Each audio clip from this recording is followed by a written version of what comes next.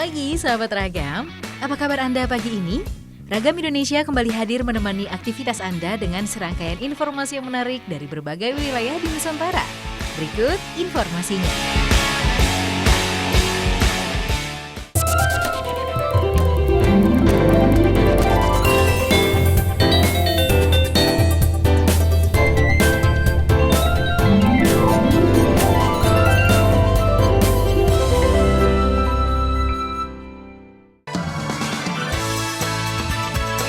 Sahabat Ragam, Pulau Pling adalah pulau terbesar di Kabupaten Banggai, Kepulauan Sulawesi Tengah. Potensi alam bawah lautnya luar biasa.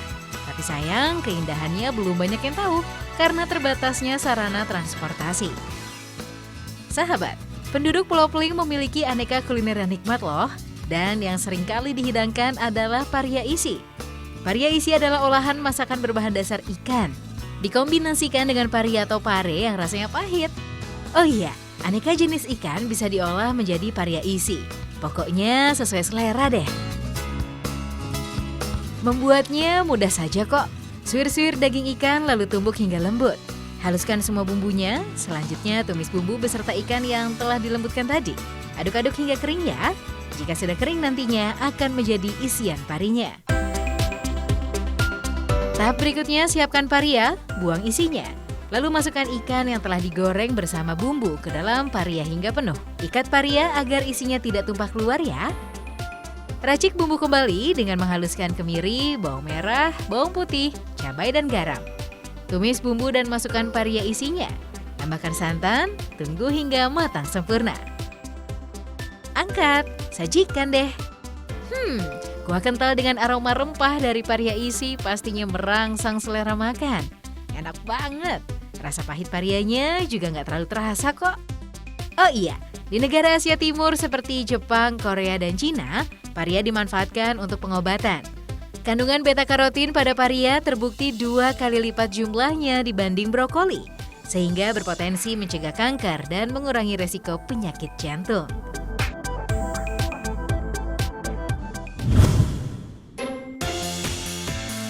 Sahabat, dari Pulau Pling kita bergeser ke Kota Palu. Ya, langsung aja kita icip-icip kuliner khasnya yang disebut kaledo. Kaledo menggunakan tulang kaki sapi yang penuh sumsum sebagai bahan utamanya. Bisa dibilang kaledo adalah sup kaki sapi. Tapi yang membuat kaledo begitu istimewa terletak pada penggunaan asam jawa sebagai bumbu campurannya. Kaledo berasal dari 2 suku kata, naka dan ledo. Naka berarti masih keras, sedangkan ledo berarti tidak. Kaledo juga merupakan singkatan dari kaki lembu Donggala.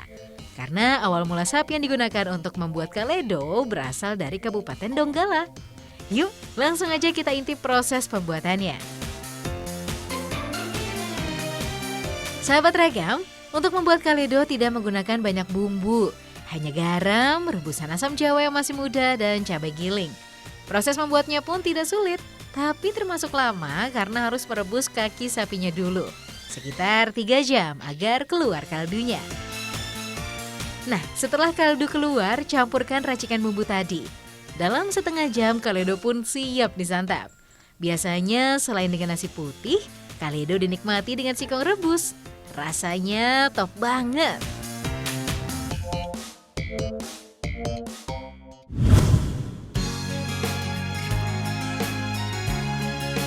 Kuliner selanjutnya adalah solomonting yang khas daerah Banggai. Solomonting adalah panganan perpaduan nasi dan buah labu yang pas banget buat sarapan. Membuatnya diawali dengan memasak santan kelapa dengan beras. Sekitar 45 menit kemudian beras berubah menjadi nasi setengah matang yang disebut karon. Santan yang meresap pastinya membuat karon terasa gurih. Selanjutnya iris-iris labu berbentuk persegi, masak dengan karon hingga labunya melunak. Aduk-aduk sampai tercampur semua. Setelah tercampur rata, masak kembali solomonting hingga matang. Bikinnya gampang banget ya. Sahabat, untuk menambah kenikmatan solomonting bisa juga ditambahkan abon sapi atau ikan di atasnya. Wow, sedap! Kombinasi nasi dengan labu memang unik. Cocok dimakan di pagi hari karena mampu memasok energi yang cukup untuk aktivitas selanjutnya. Jadi nih, abis sarapan gak gampang lemes dong. Mesti dicoba nih sahabat.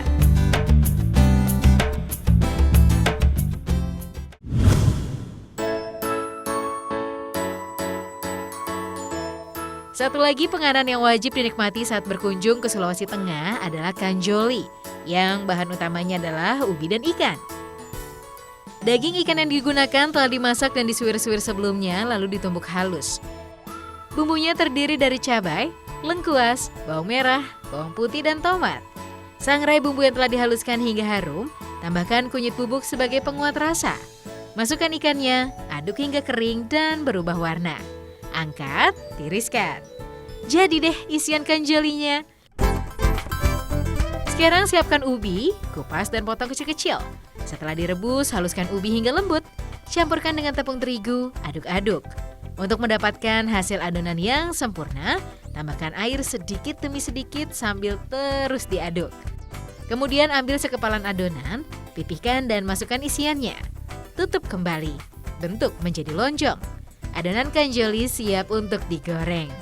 Goreng dengan minyak yang banyak ya, agar matang sempurna. Tuh, warnanya sudah kuning keemasan. Pertanda kanjoli sudah waktunya diangkat. Wah, enaknya. Siapa mau coba?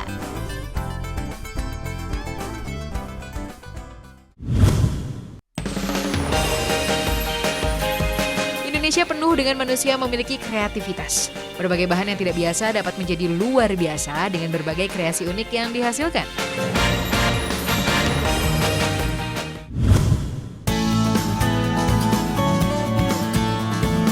Sahabat Ragam, bedak tidak cuma digunakan untuk mempercantik kulit wajah saja loh, tapi bisa juga melindungi kulit kita dari sengatan sinar matahari dan polusi. Seiring perkembangan zaman, bedak padat lebih banyak disukai orang dibandingkan bedak serbuk karena penggunaannya jauh lebih mudah dan praktis. Nah, ada yang unik nih dari bedak ini. Bedak padat ini terbuat dari bahan alami dan aman untuk tubuh. Bedak buatan dalam negeri ini dibuat dari ekstrak bunga dan buah-buahan tropis. Dijamin cocok deh dengan kulitnya orang Indonesia. Siapa sih yang tidak kenal sama bunga yang satu ini? Di balik penampilannya yang anggun, bunga sepatu juga menghasilkan minyak yang bagus untuk kulit loh. Kandungan asam alfa, hidroksi, dan juga asam amino pada minyak bunga sepatu diketahui mampu mengangkat sel-sel mati dan memberikan nutrisi pada kulit. Sehingga kulit bisa tetap sehat dan tidak cepat keriput. Untuk mendapatkan minyaknya, caranya kita panggang dulu bunganya. Panggang sampai kurang lebih 18 jam sampai bunganya benar-benar kering. Sama seperti bunga sepatu, buah duku juga bagus untuk kulit. Buah duku digunakan sebagai pengganti buah langsat yang panen yang musiman. Buah duku kaya akan vitamin C yang merupakan antioksidan alami untuk melindungi kulit dari radikal bebas. Untuk mendapatkan kandungan vitamin C pada buah duku, caranya cukup dengan mengambil sarinya menggunakan tambahan air. Ekstrak bunga dan buahnya siap. Bahan-bahan inilah yang akan digunakan untuk membuat bedak padat. Proses pembuatan bedak padat di tempat ini tidak jauh beda dengan pembuatan bedak pada umumnya. Bedanya cuma di bahan yang digunakan saja, karena bedak di sini menggunakan pelengkap rempah alami. Selanjutnya ayak serbuk bedak yang sudah jadi ini. Proses pengayakan dilakukan sebanyak 2 kali menggunakan mesin dan juga manual. Tujuannya untuk memastikan serbuk bedak benar-benar halus dan tidak ada gumpalan. Lanjut dengan proses pencampuran yang kedua. Kali ini campurkan serbuk bedak dengan bahan-bahan cair, mulai dari vitamin E, SPF, parfum, hingga ekstrak bunga sepatu dan buah duku tadi. Proses ini sangat penting dalam pembuatan bedak padat karena bahan baku cair digunakan sebagai pengikat serbuk bedak supaya mudah dicetak. Bedak padat ini sangat praktis sahabat. Ukuran wadahnya tidak terlalu besar dan juga dilengkapi dengan spons dan kaca, sehingga mudah digunakan kapanpun dan dimanapun. Selain itu, kelebihan dari jenis bedak padat ini adalah dapat menyerap sekaligus mengurangi minyak pada wajah dengan lebih cepat. Jadi cocok banget buat kulit berminyak di daerah tropis. Tapi ingat, untuk jenis kulit tertentu yang sensitif, sebaiknya jangan memakai bedak ya, biar tidak alergi.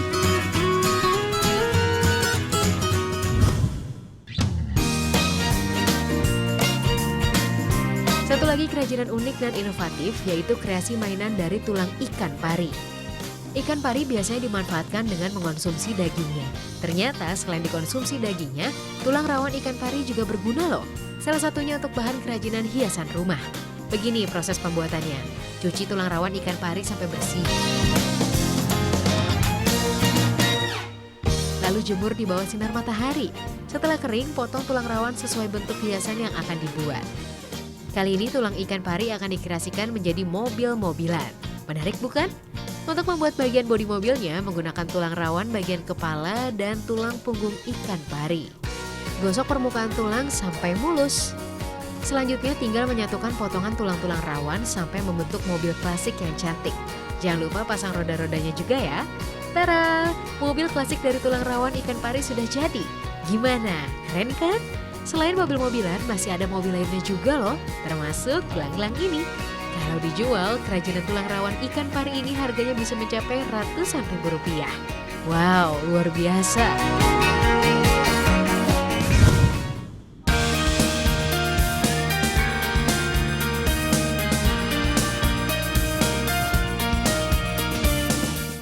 Kerajinan yang satu ini pun tidak biasa.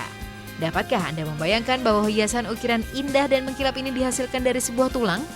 Ya, di Provinsi Bali Anda dapat menemukan kerajinan unik yang terbuat dari tulang sapi. Kita intip yuk proses pengukirannya. Sebelum diukir, tulang sapi direbus semalaman untuk menghilangkan bau amisnya. Tulang sapi dipotong sesuai dengan ukuran kerajinan yang akan dibuat. Bagian tanduk sapi pun dapat pula dijadikan kerajinan ukir ini. Sketsa dibuat di atas tulang maupun tanduk untuk patokan dalam mengukir nantinya. Sketsa yang dibuat harus meniru dari buku panduan sketsanya. Tulang dan tanduk sapi harus dapat diukir. Diukirnya harus hati-hati agar tidak mengalami kesalahan. Teknik pengukirannya pun cukup sulit sehingga hanya dapat dilakukan oleh yang sudah ahli. Setelah diukir, tulang dan tanduk mengalami proses pemolesan. Keduanya dipoles dengan alat khusus agar lebih mengkilap. Kerajinannya sudah hampir jadi.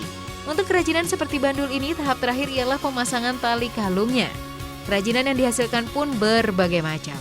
Mulai dari patung, kalung, dan ukiran lainnya yang berbentuk seperti relief. Harganya pun mulai puluhan ribu hingga jutaan rupiah tergantung tingkat kesulitannya. Hiasan tulang sapi ini akan sangat indah untuk menjadi penghias rumah Anda.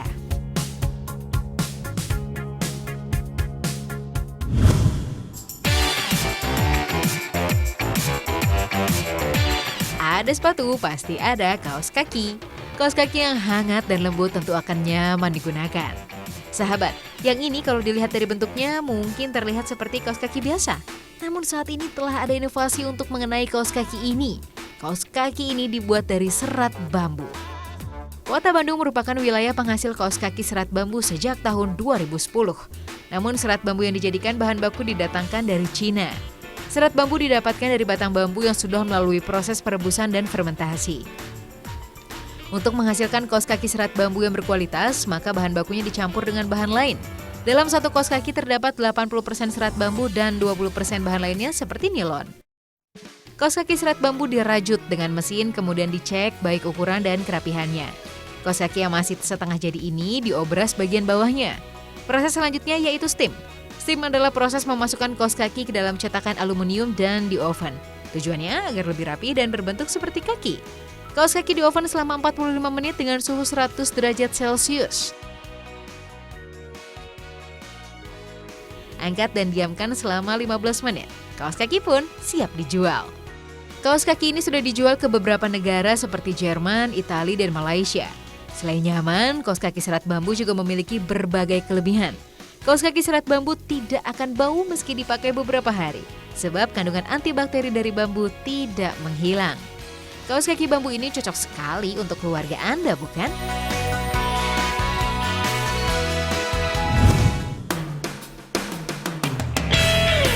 Indonesia adalah negara kepulauan yang menjadi surga bagi pecinta wisata bawah air.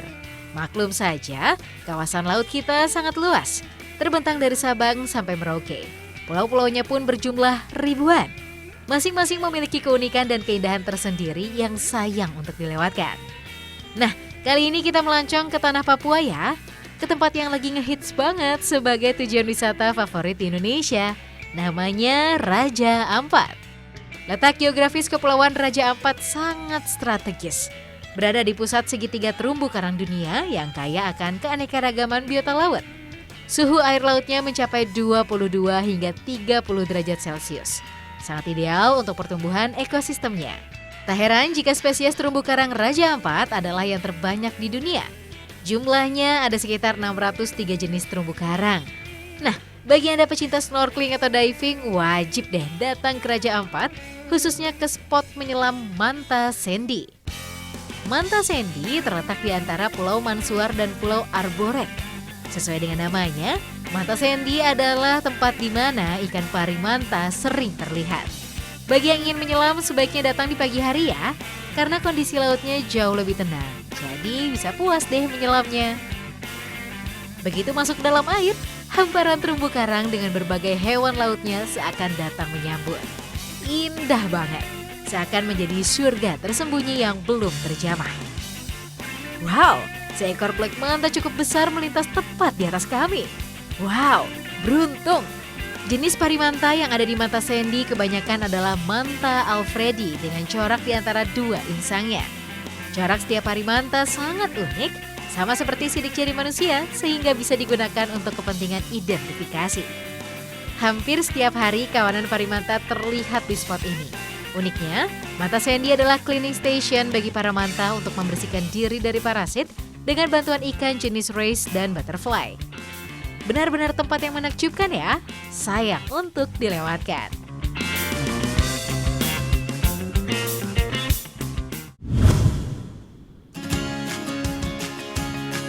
Sahabat Ragam, dari kawasan Manta Sandy di Raja Ampat kita lanjutkan perjalanan ke perairan Kuati Sore, Nabire, Papua. Di tempat ini kita akan bercengkrama dengan ikan bertubuh raksasa, whale shark fish atau ikan hiu paus. Tidak di semua tempat hiu paus muncul loh. Anehnya di perairan Kuati Sore Nabire, hiu paus betah banget. Sehingga menjadi bagian dari atraksi wisata laut yang diminati para pelancong. Ikan ini dinamakan hiu paus karena bernafas dengan insang, sedangkan ukuran badannya besar seperti paus. Masyarakat sekitar menyebut hiu paus dengan sebutan Gorano babintang. Selain di Nabire, whale shark kerap kali terlihat di perairan Sabang Nangro Aceh Darussalam dan Selat Madura Jawa Timur. Mereka berpindah-pindah secara berkala untuk mencari makan dan tempat berkembang biak. Panjang hiu paus dewasa bisa mencapai 12 hingga 15 meter dengan berat 15 ton. Jika dibandingkan dengan jenis hiu lainnya, whale shark termasuk yang paling panjang. Anehnya, tidak seperti kebanyakan hiu yang predator, hiu paus tidak agresif dan tidak berbahaya. Hiu paus bisa bersahabat dengan manusia, asalkan didekati dengan cara yang baik dan tidak untuk menyakitinya. Pantas saja jika para fotografer dalam dan luar negeri berlomba-lomba datang untuk mengabadikan raksasa perairan Kuati Sore, Gorano babintang. Meski bertubuh raksasa, makanan hiu paus adalah plankton yang berukuran sangat kecil. Tapi jangan salah ya, sekali hiu paus membuka mulutnya, 6.000 liter air per jam mampu disaring. Gak kebayang ya berapa banyak plankton yang berhasil terhisap. Air yang masuk akan dikeluarkan lagi melalui lubang insang hiu paus. Uniknya, plankton yang melayang di dalam air akan terjebak dalam serabut insang dan menjadi makanan hiu paus. Berkat kemampuannya menyaring makanan, hiu paus termasuk jenis ikan filter feeder, yaitu ikan yang langsung menyaring plankton. Dari 440 spesies hiu, hanya ada 3 jenis filter feeder. Pada dasarnya, hiu paus memiliki sifat soliter atau suka menyendiri. Tetapi mereka juga kerap kali ditemukan bergerombol lebih dari 3 ekor. Hiu paus termasuk ikan ovovivipar yang mengerami telurnya di dalam tubuh dan mengeluarkannya seperti beranak. Sang betina mampu menghasilkan hampir 300 telur. Namun dibutuhkan waktu 30 tahun untuk dewasa agar bisa menghasilkan generasi berikutnya. Ciri khas dari hiu paus berupa bintik-bintik pada tubuhnya yang menyerupai bintang. Sama seperti sidik jari manusia, bintik-bintik di tubuh hiu paus membentuk pola tertentu yang berbeda, sehingga menjadi identitas bagi tiap hiu paus. Bagi yang berminat bersenda gurau dengan hiu paus, datang saja ke Kuati Sore. Tapi ingat ya, kalau musim penghujan sekitar September hingga Februari, arus di perairan Kuati Sore cukup kencang. Jadi harus lebih berhati-hati agar tidak terbawa arus. Oh iya, meski hiu paus terlihat jinak, sebaiknya jangan berenang terlalu dekat. Karena yang namanya binatang bisa saja deh sikapnya tiba-tiba berubah. Berwisata sih oke, tapi keamanan pastinya tetap yang utama.